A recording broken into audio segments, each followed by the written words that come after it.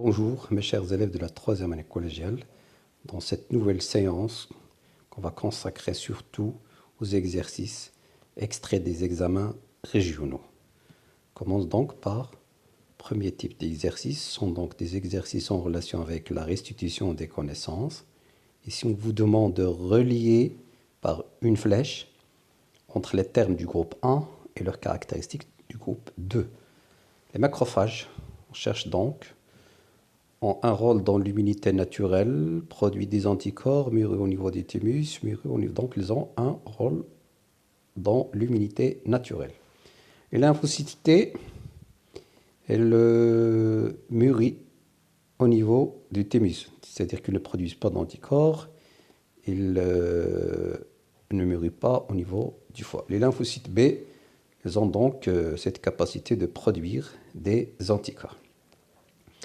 La réponse ici par vrai ou faux devant chaque proposition.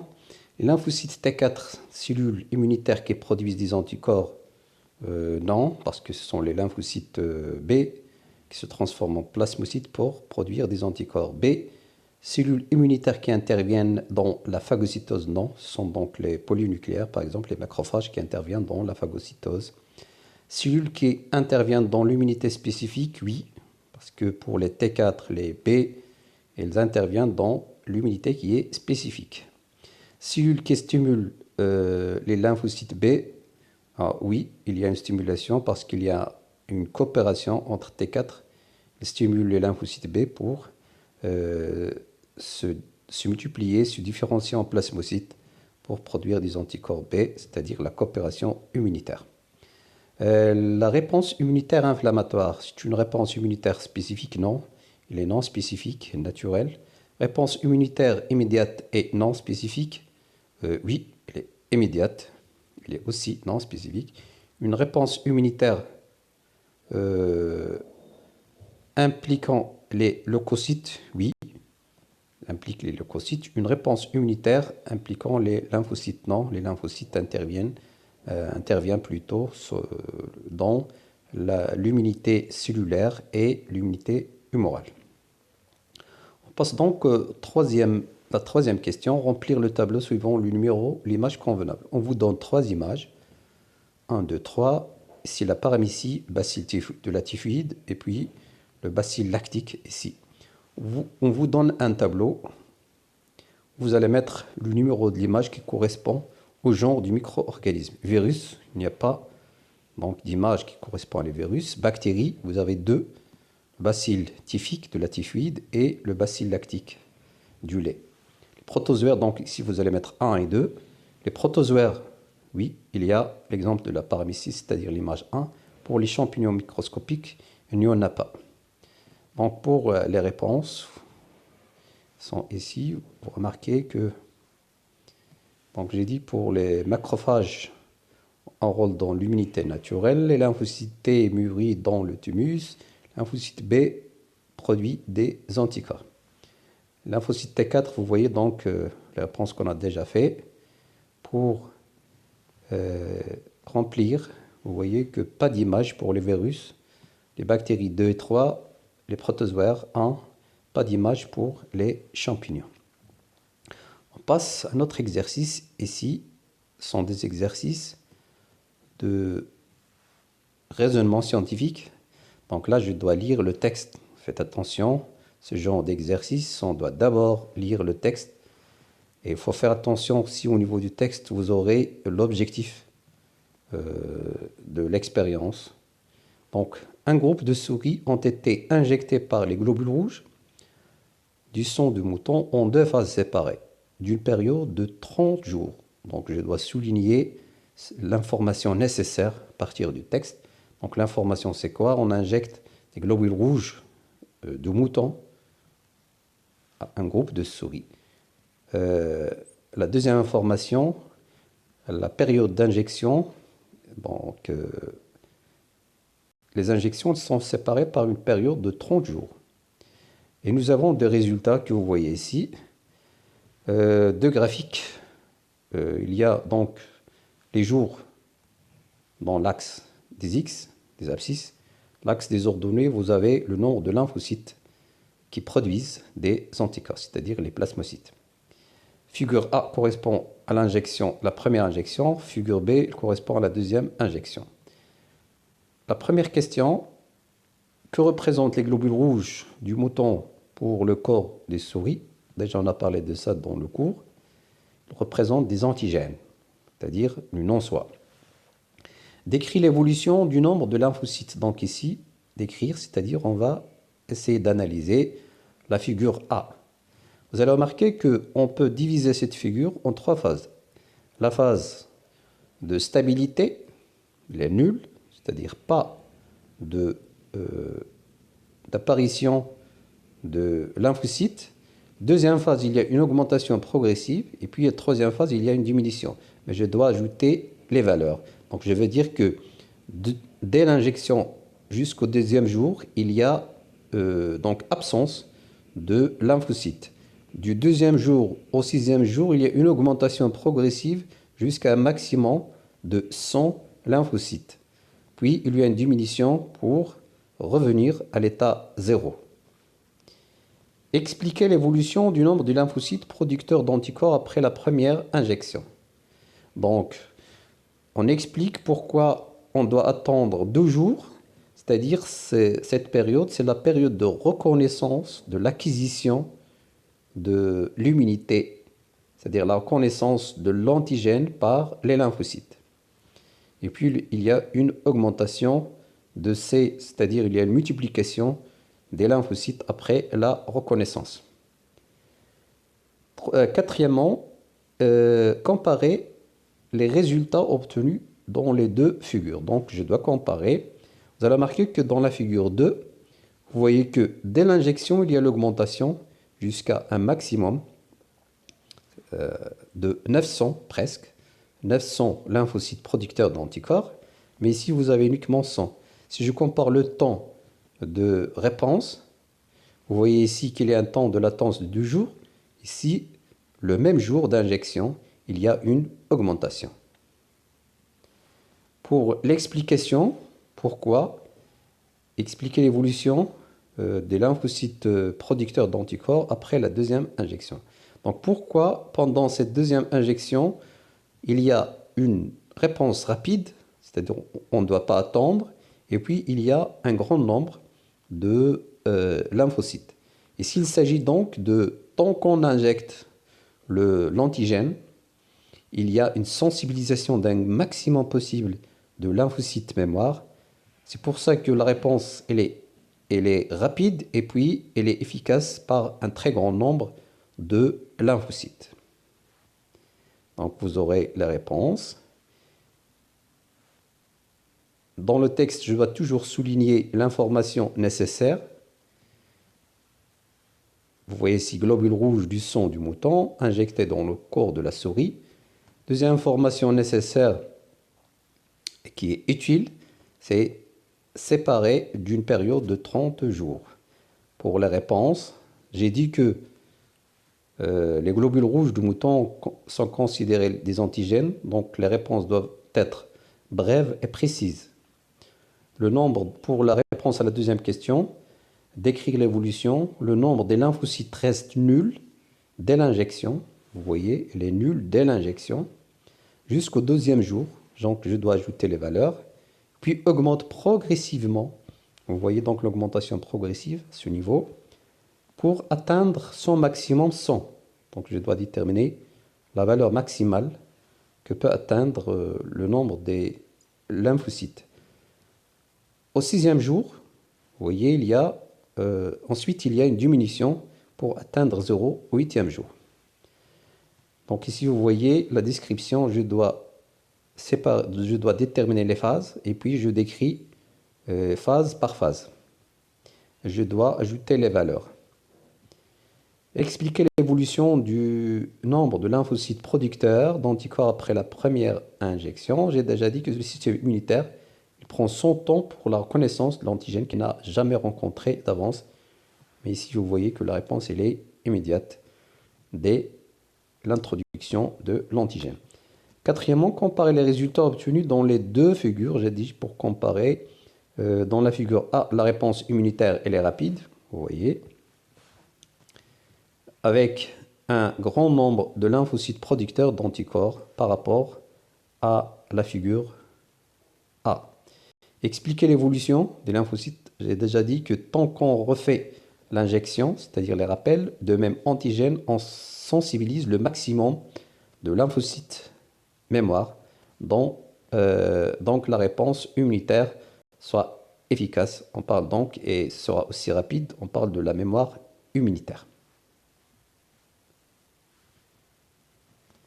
Un autre exercice,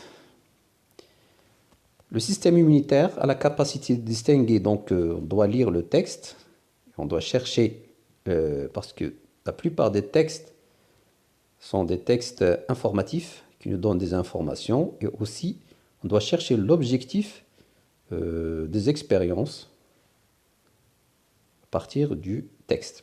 Donc ici, vous allez remarquer qu'il y a un texte qui nous donne le système immunitaire a la capacité de distinguer les cellules anormales comme les cellules cancéreuses, ainsi que les détruit parce que les cellules cancéreuses présentent dans leur membrane cytoplasmique un antigène spécifique. Pour savoir de manière de détruire des cellules cancéreuses, on a fait, donc vous voyez ici l'objectif pour savoir de la manière de détruire des cellules cancéreuses. C'est ça l'objectif de ces expériences. On a fait les expériences sur les groupes de souris atteintes du cancer. Le document 3 contient les expériences et les résultats. Pour l'expérience 1, il y a une tumeur qu'on va introduire dans le corps de la souris 20 jours.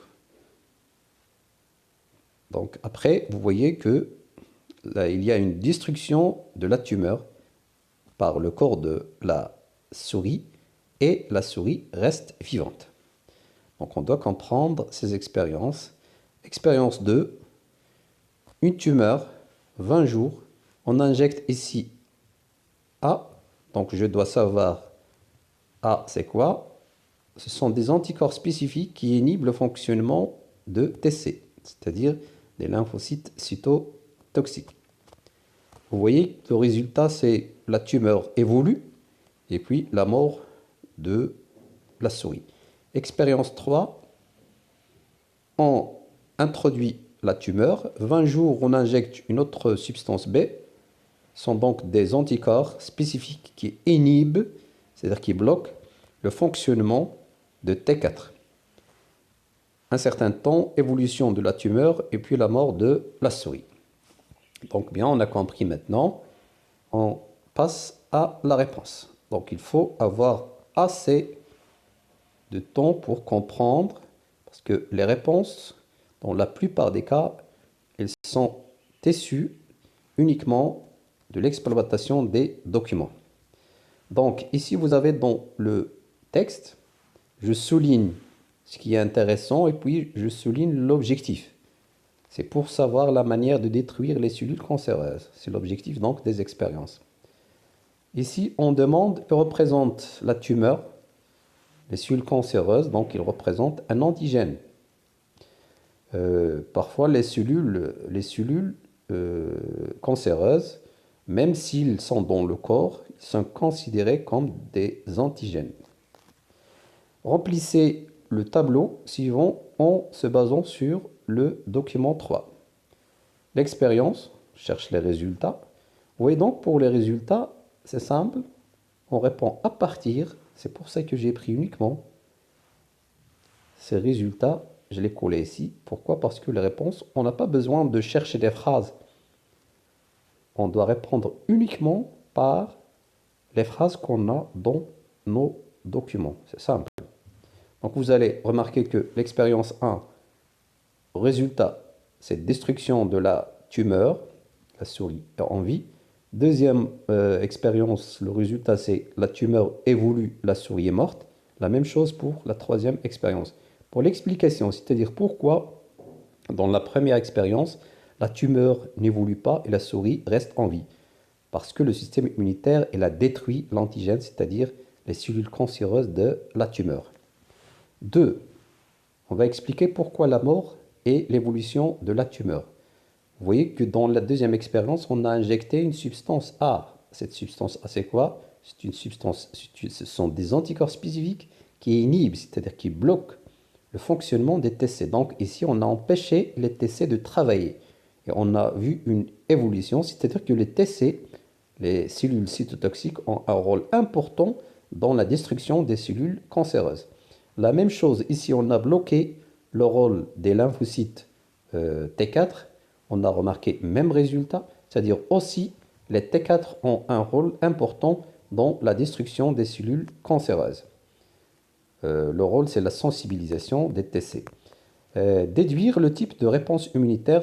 Donc ici, puisqu'on a utilisé les T, les cellules T et les TC, c'est-à-dire il s'agit d'une réponse immunitaire qui est acquise, adaptative, spécifique et surtout à voie, on dit aussi à médiation cellulaire. La dernière question, montrer la nature de la relation entre T4 et T8. Donc ici, on doit se référer au cours, ce qu'on a déjà étudié, que les T4 ils reçoivent l'information de l'antigène par les macrophages, puis ils sensibilisent les T8 qui se multiplient et se transmet en TC et se transforment plutôt en TC cytotoxiques qui détruisent l'antigène par la cytotoxicité. Une autre question, ici on vous donne un document qui représente la relation entre les TC et la cellule cancéreuse. On vous demande de déterminer le mécanisme de destruction, donc ici on va utiliser ce qu'on a appris au cours. Donc la TC est en contact direct avec la cellule cancéreuse antigène pour perforer son cytoplasme par des perforines, c'est-à-dire il y a un contact et puis injection de substances qui détruisent la membrane cytoplasmique de la cellule cancéreuse, donc la destruction de la cellule. C'est la cytotoxicité. Notre exercice, exercice 5, vous avez toujours le texte. On cherche l'objectif et les informations. L'objectif, c'est l'étude de quelques caractéristiques de la réponse immunitaire. Et on a deux expériences. L'expérience 1, ce qu'on va voir. Ici, on injecte les GRH, c'est-à-dire les globules rouges humaines, à une souris 1, et puis on extrait, après un certain temps, le sérum. La même chose pour la souris 2, donc on n'a rien injecté, on extrait le sérum après un certain temps. Et puis, qu'est-ce qu'on fait? On met des globules rouges humaines dans deux boîtes. On essaye d'ajouter le sérum extrait de la souris 1 qui est injecté déjà par les GRH. Et ici, le sérum d'une souris non injectée par GRH. Ici, on remarque qu'il y a la coagulation du sang, c'est-à-dire qu'il y a une réaction avec les globules rouges. Ici, pas de réaction avec les globules rouges. Donc, on va expliquer la raison de coagulation du sang après l'ajout.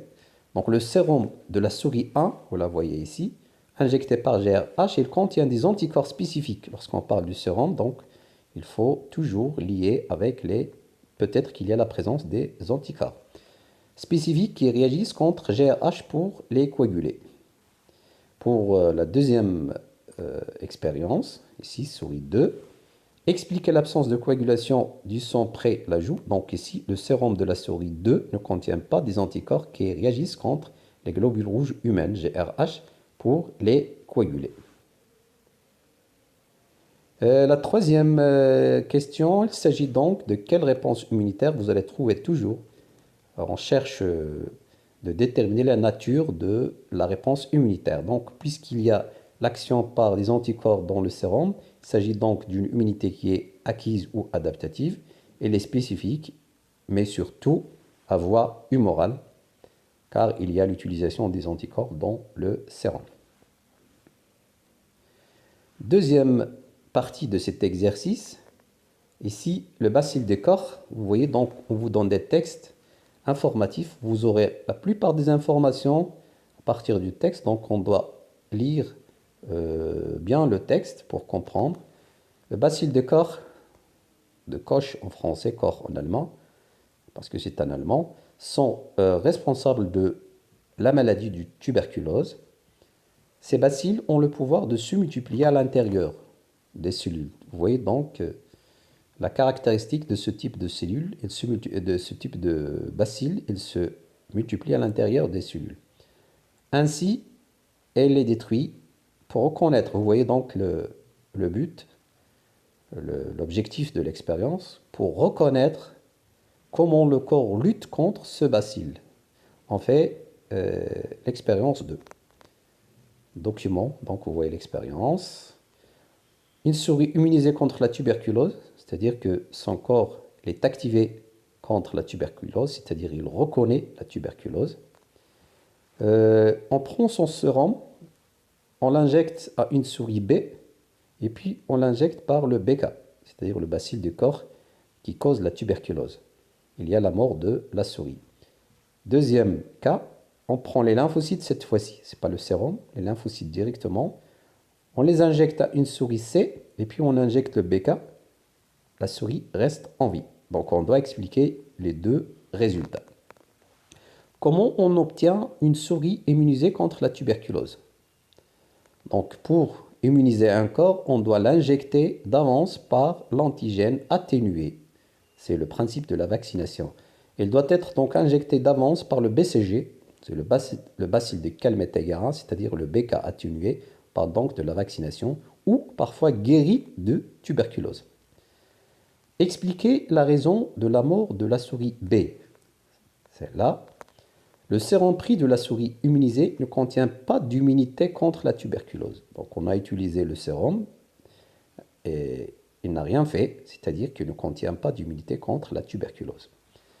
La deuxième, donc expliquer pourquoi la souris C a survécu plutôt. Donc, car la destruction de BK se fait par les lymphocytes directement. Vous voyez, on a pris les lymphocytes dans ce cas, on n'a pas pris le sérum. Et puis, ces lymphocytes, ils ont donc détruit le BK. Donc, la destruction du BK se fait par les lymphocytes directement. Déduire, donc toujours, on vous demande de déterminer la nature de l'immunité. Ici, c'est une réponse immunitaire adaptative spécifique à médiation cellulaire parce qu'il utilise des cellules directement et pas dans le sérum. La dernière question vous demande donc d'expliquer. Donc ici, vous devez ajouter des informations que vous avez acquises dans le cours. La présentation, donc il y a des étapes.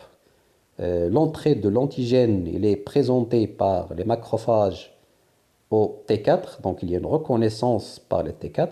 Ensuite, les T4 sensibilisent les T8, les lymphocytes T8. Ces derniers plutôt, les lymphocytes, ils vont se multiplier et se différencier en TC, c'est-à-dire des lymphocytes T cytotoxiques qui vont détruire l'antigène par la cytotoxicité. Donc, jusqu'ici, on va s'arrêter. On vous donne un rendez-vous dans la suite de cette série, Inch'Allah. Merci à vous tous.